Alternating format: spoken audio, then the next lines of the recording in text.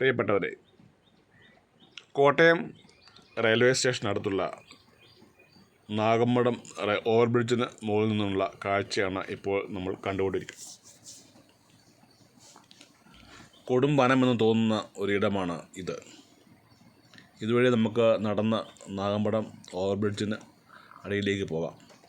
പക്ഷേ പോകുന്ന വഴിയിലൊക്കെയും സാമൂഹ്യ വിരുദ്ധരുടെ ഇടത്താവളം ആണെന്ന് തോന്നുന്ന വിധത്തിൽ മാലിന്യങ്ങൾ വലിച്ചെറിഞ്ഞിട്ടുണ്ട്. തെരുവ് നായ്ക്കളുടെ സങ്കേതങ്ങളുണ്ട്. ഒരുപക്ഷെ ഇഴജന്തുക്കളുടെയും ആവാസ കേന്ദ്രമായേക്കാം. ഈ സ്ഥലമൊക്കെ കാട് വെട്ടിത്തെളിച്ച് മനോഹരമാക്കി കുറച്ച് ചെടികളും വെച്ച് പിടിപ്പിക്കുകയാണെങ്കിൽ എത്ര മനോഹരമായിട്ട് ആളുകൾക്ക് വൈകുന്നേരം ഇരിക്കുവാനും അതുപോലെ കാറ്റ് കൊള്ളുവാനും ഒക്കെയുള്ള ഇടങ്ങളാക്കുവാണെങ്കിൽ അതും റെയിൽവേക്ക് ഒരു വരുമാന മാർഗമല്ലേ എന്ന് തോന്നിപ്പോവും. അതുകൊണ്ട് മാത്രമാണ് ഈ വീഡിയോ ഇപ്പോൾ ഇവിടെ അപ്ലോഡ് ചെയ്യുന്നത്. ഇതിപ്പോൾ സാമൂഹ്യ വിരുദ്ധരുടെയും മലമൂത്ര വിസർജനം ചെയ്യുന്നവരുടെയും ഒക്കെ ഇടത്താവളമായി മാറിയിരിക്കുകയാണ്. ധാരാളം മാലിന്യങ്ങൾ ഇവിടെ വലിച്ചെറിഞ്ഞിട്ടുണ്ട്. ഇതുവഴി ഒന്ന് നടന്ന് പോകുവാൻ പോലും ബുദ്ധിമുട്ടാണ്. തൊട്ടടുത്ത് അപ്പുറത്ത് പാലത്തിനടുത്തേക്ക് പോകാം. പക്ഷേ മാലിന്യ വിസർജനമാണ് ഈ വഴിയിലുടനീളം നമുക്ക് കാണുവാൻ സാധിക്കുന്നത്.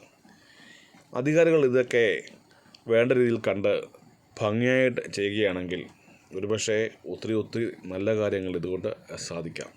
എന്തോ അധികാരികളുടെ ഉദാസീനതയും നല്ല വസ്തുക്കൾ കിടന്ന് നശിക്കാതിരിക്കാനുള്ള ശുഷ്കാന്തി ഇല്ലായ്മയുമാണ് ഇതിനൊക്കെ വളം വെക്കുന്നതെന്ന് ഒരുപക്ഷെ തോന്നിപ്പോവും. അല്ല, ശരിയാണ് എന്ന് തന്നെയാണ് നമ്മളീ കാണുന്ന കാഴ്ച നമുക്ക് മനസ്സിലാക്കി തരുന്നത്.